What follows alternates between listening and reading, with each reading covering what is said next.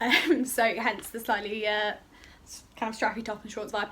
Anyway, welcome back to So What If I Sew, or welcome if you're new. And today we're going to be talking about the lovely Instagram challenge run by Jen Leg Sews Creative and So Dressmaking, called #SewRecreateTheLook. Now this challenge is super fun and it calls for you to pick something, some inspiration, whether it's a magazine, whether it's high fashion, Pinterest, another sewist, whatever it is, and make something inspired by that. Now this challenge really resonated with me because prior to it I was about to make something because of the stuff I'd seen on Pinterest, and I'd seen a parallel between a pattern I owned.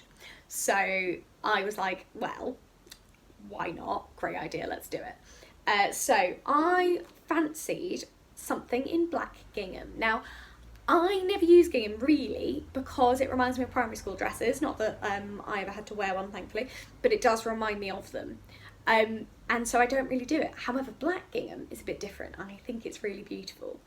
So I had just made the McCalls M8090, which is a gorgeous pattern. If a bit stupid with the neck placket, the instructions are awful. I put a picture of it on screen. And I love it. It's so comfortable. I love the sleeves. It's sort of floaty, and yeah, it was a dream to make, even if I didn't really follow the instructions. And I kind of want another one. The viscose one's very floaty, so I fancied something maybe a bit more structured.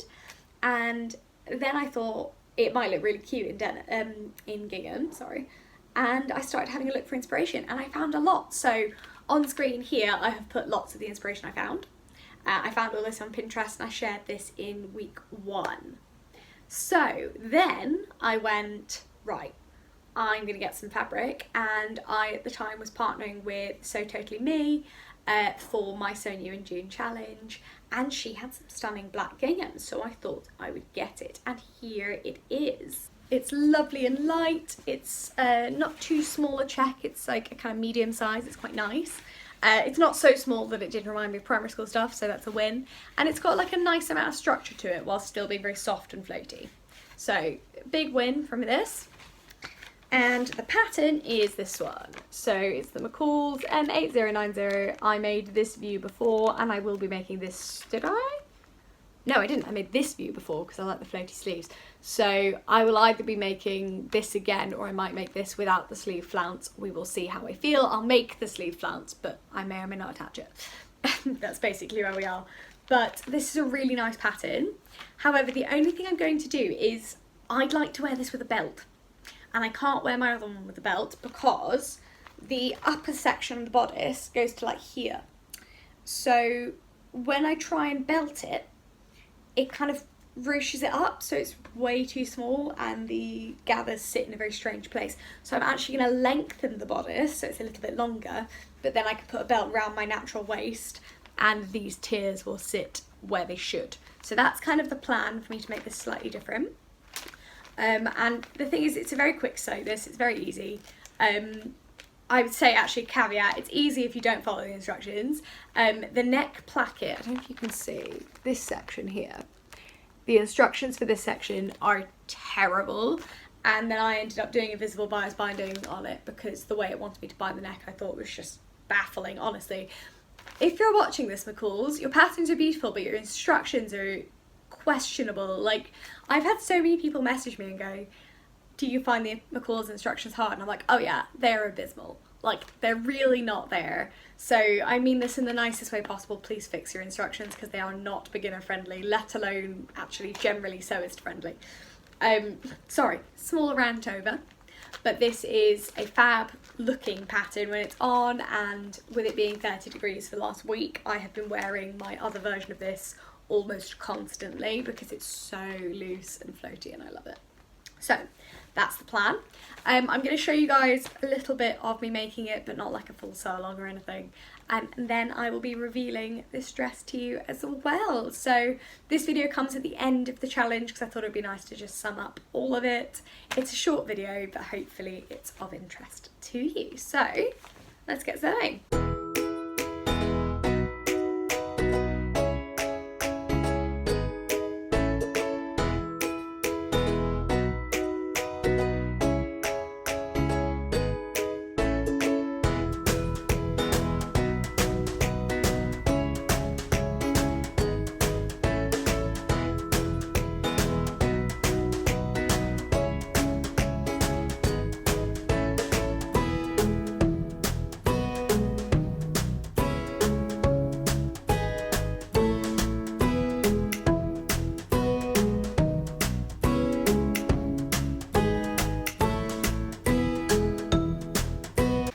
So, a little project update. My machine did break, as I think I mentioned, but if I didn't, I had a small issue with my machine.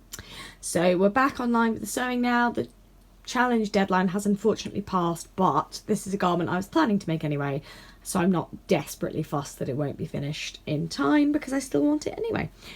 Which is also something worth saying, that if you're making a garment for a challenge, it should still be a garment you actually want to wear. So I'm quite excited about this. Here we are. So I've got 2 tiers on. I've done it in completely a different order to the instructions. My sleeves are sat over here. Basically, let me try and slide it down the machine enough to, oh, it's the wrong way round, hang on. So you're meant to do this front section first. However, the front section is stupidly difficult. Because the instructions are almost meaningless. So what I thought I would do is, as I've made it before, is I just put the rest of the dress together, because it doesn't impact the front at all. And the only thing I can't do is attach the very top shoulder seams up here and put the sleeves in. But the sleeves, again, are made. So now we're here. I need to go to work, but then I need to interface the front kind of, it's basically a placket. But the instructions for it are genuinely abysmal, so I will try and get through those, but we are nearly there.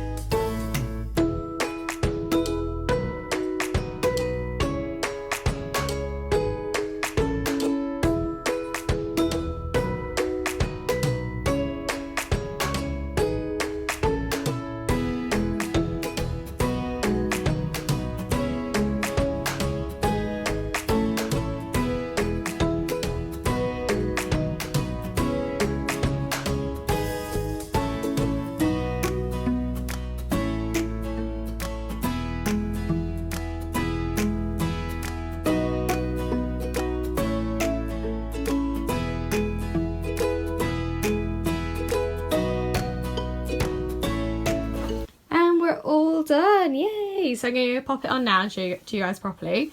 But a couple of things I've done differently. So I've elongated the bodice.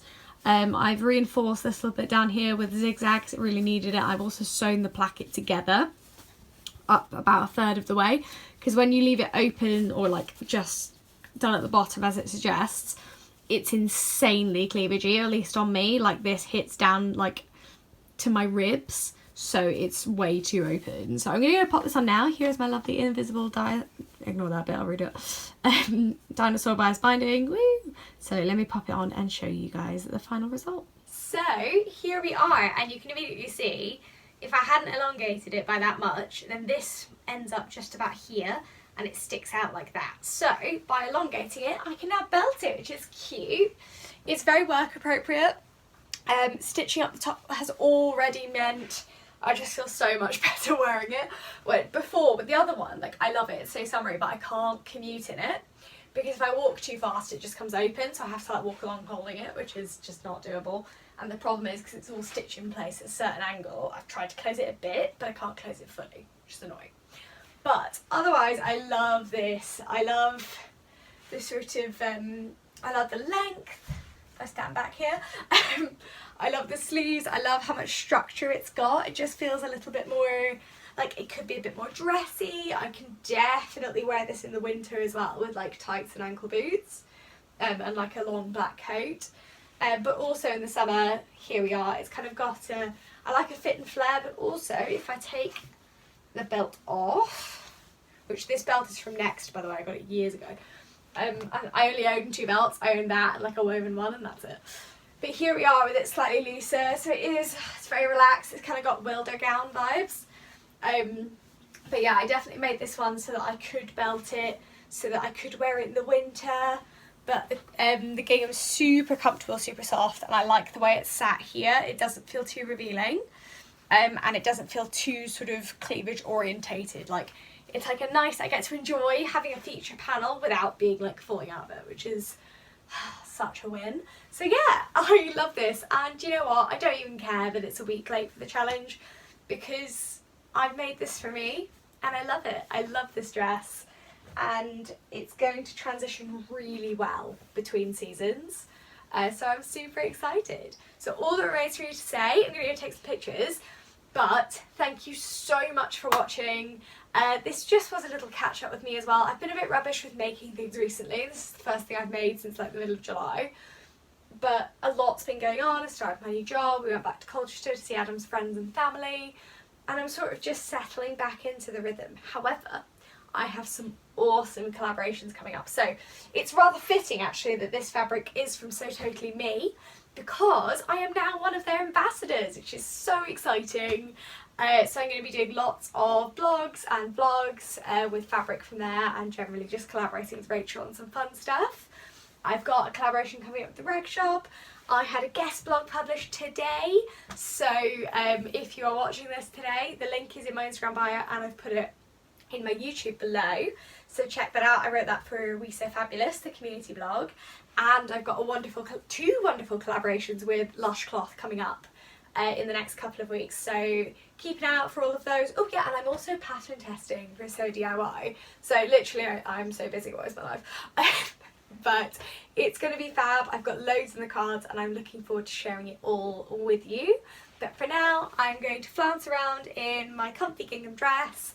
I definitely don't feel like I'm at primary school, which is such a win. Even if, by the way, I've suddenly realised, I made that reference, but anyone who doesn't live in the UK may have no idea what I mean.